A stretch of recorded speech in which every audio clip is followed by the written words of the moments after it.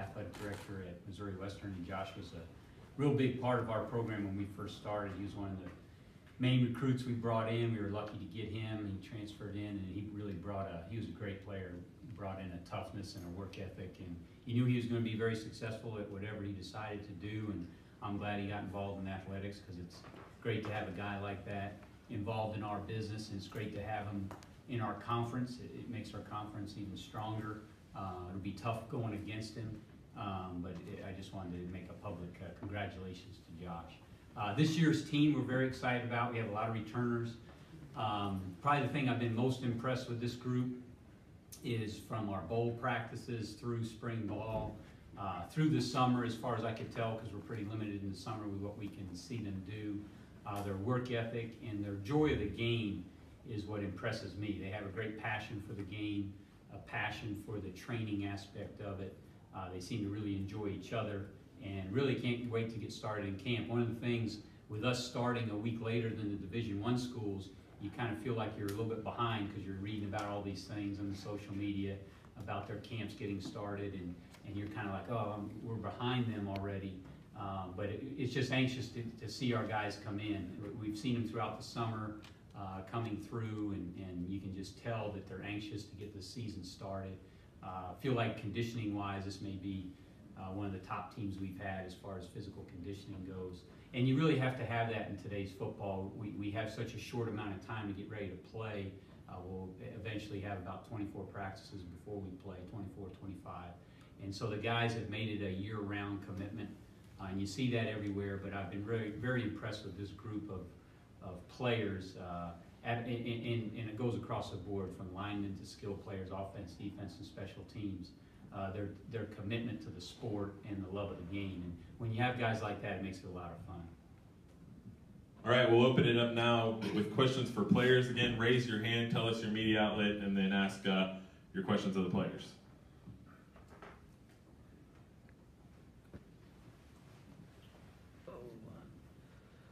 Rick Peterson Jr. with the Capital Journal. Bob, you guys returned most of your offensive line. I mean, how much of an asset is that to have that kind of rapport with the rest of your line mates?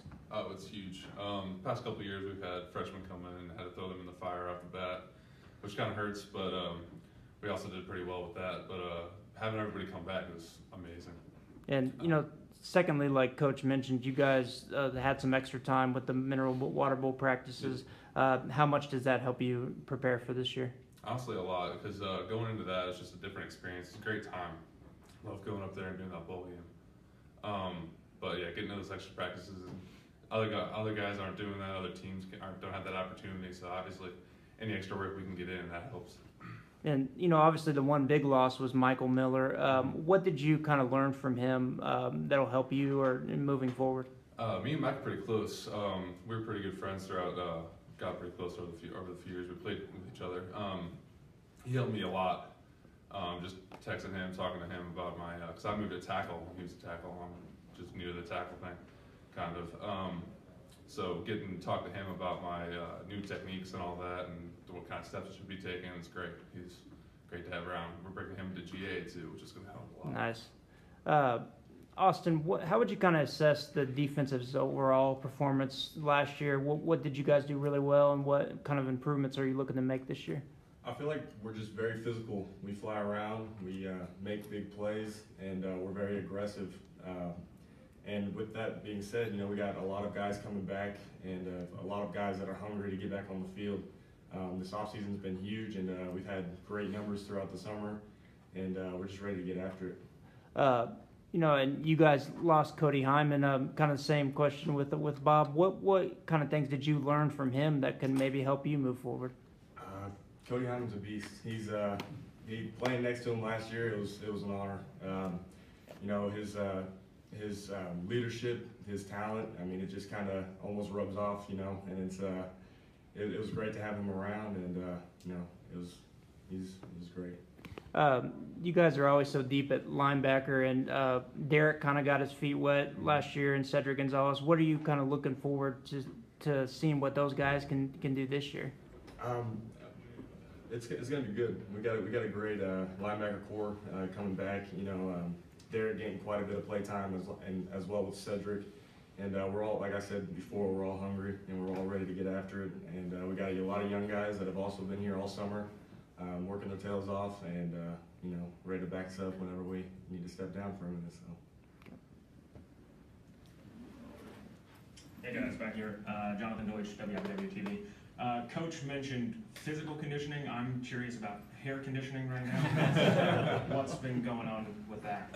So last season, a few of the guys, me, Austin, Mike Miller, and a couple other guys were growing out the hair together, and those guys seem to fall out. We still got a couple left, but me and him are still stuck with it. So Mine has fallen. we gotta enjoy what we have. Yeah, we decided to grow mine out, I don't know, last year sometime, and it just kind of caught on, and now Derek McGreevy's actually growing his hair out too, getting the flow going, and it, you know, it's you know, just a matter of being a wild man out there on the field, tearing stuff up, looking the part, I guess. I don't know.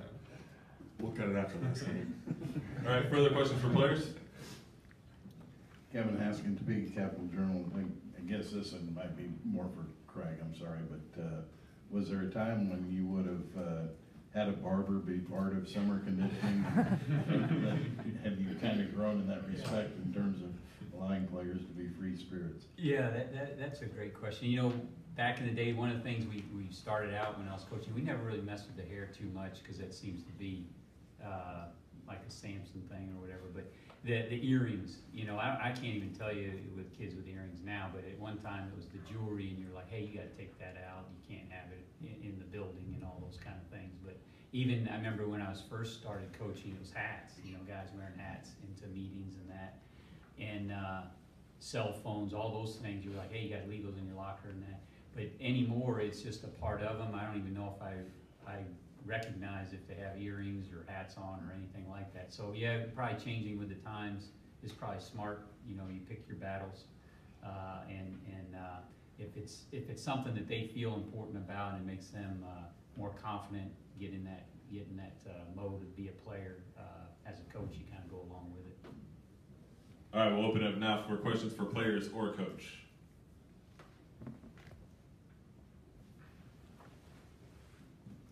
Matt Gasper with KSNT TV. Coach, when you went to the Mineral Water Bowl last year, what was it about this team that allowed you to get that far, and how do you kind of see that momentum carrying into this season? Yeah, it was their work ethic, and the thing that was neat was when we had those practices, and you had a series of practices because you're already warmed up, so it was like having an extra spring ball almost. Their enthusiasm for it. They didn't take it as, oh, here we go again, we're practicing some more. Because those things can drag on also with the amount of time that you have. But their attitude and passion for the game, and even the weight workouts leading up to that were good. And so when they have that kind of energy, I'd say their energy to practice and prepare is really outstanding. And then it just seemed to flow through our spring. When we in January, when you come in, all teams lift and condition, and you get ready for spring practice. This group, as a coach, when you walked into the weight room, it was a fun experience. Sometimes you walk into the weight room and a guy's getting chewed out or the energy's not good. You never had that with this group, and a lot of it was with these two sitting here and others. There's pretty good leadership in that mode. And David Troop's our strength and conditioning coach, and you can tell when he's in a good mood, things are usually have gone well because he's around them a lot.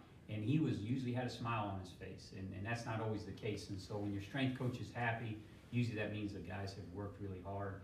And I anticipate, you know, coming into camp and us being able to attack practice really well and not having to slow down at all. Hey, Craig, typically when a championship program loses a head coach, rivals within the league see a chance for a potential opening. How much different, though, is that with Northwest? We've seen this happen before, and they didn't skip a beat. Yeah, they certainly have made themselves, you know, kind of a monster in Division II. If you look at their record over the last few years, there's been very few close games. With Adam Dorrell leaving, he was an outstanding coach. You know, I would hope some of that offensive power and some of the things they do leaves with them. At least that's a wishful thinking. But you know there's systems in place. They have outstanding coaches throughout offense and defensively. Coach Wright's going to do a great job. He knows their system, and their defense has been you know, one of the top defenses in all of football. You look at any level.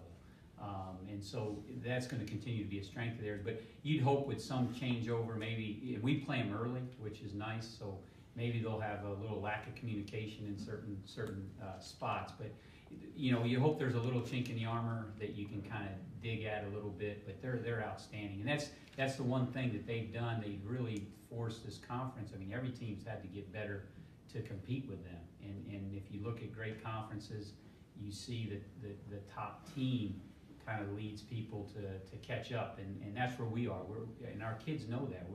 You know, we want to beat them, and to do that, you have to work extra hard because you know their kids are working hard. And I think our players, particularly our upperclassmen, realize, hey, you win some of those. If you want to compete with Northwest, you have to compete with them in the summer. You have to compete with them, you know, when we hit camp. You have to compete with them in the film room. It's not just how you practice, it's how you do everything. And so they've raised the level of this conference, and we have to try to catch them. Coach, depth chart wise, what's your situation at quarterback right now, and where do you see that, or how do you see that playing out over camp here? Yeah, that's kind of, there's going to be a battle at quarterback. Obviously, with Derek McGinnis was a 2-year starter, and he's going to come back and help us coach. But Logan Tweehouse is a young man that played for us last year, and he's been in our program for 2 years, so he'll be a redshirt sophomore. And he played baseball, so he didn't get a lot of reps with us in the spring, but he's a very intelligent, very sharp quarterback, and we anticipate him being one of the starting quarterbacks. Blake Peterson's another young man that came into the program. He transferred in last year, played receiver for us, a very good athlete. Also did baseball in the spring, but he was able to take part in some of our spring practice and got off to a really good start with that. So those two will be the battle for the starter. I anticipate really at the beginning of the year really playing them both. And at the college level, you can get away with that. The pro level is very difficult. But I think at the college level, it's proven to be successful, and we'll kind of see how it goes from there. But both of them are quality starters, I believe. We have time for one more question. We'll go to Greg in the back. Coach, you said it's good catching Northwest early. What's good about that? Well, I don't know if it's good, but you know, with a new, you know, in filling out the new coach and that, and some of the things that they'll be working through, you hope that you can catch them a little bit. Maybe they're not as prepared as they would have been, you know, week 5, week 6, week 7 as they get that staff together. Because you've had a coach that's been there and led them to, you know, 3 national championships and has been in that system for a while. You lose some of that game prep, some of that leadership that Coach Doral has. And so hopefully we can catch them, you know, a little bit behind their curve a little bit. But they're so good. They've got so much depth. The guys they return are just as good as the guys that just graduated. So obviously you're trying to catch a team that's outstanding, and no one has really played them very close, to be honest. But having them early, I think, is a benefit. We get to play them at home, and hope to, you know, sell out Yager Stadium and have a great game. All right, thank you very much for your time. Appreciate it. We'll take a quick break, and we'll have Pittsburgh State at the podium next.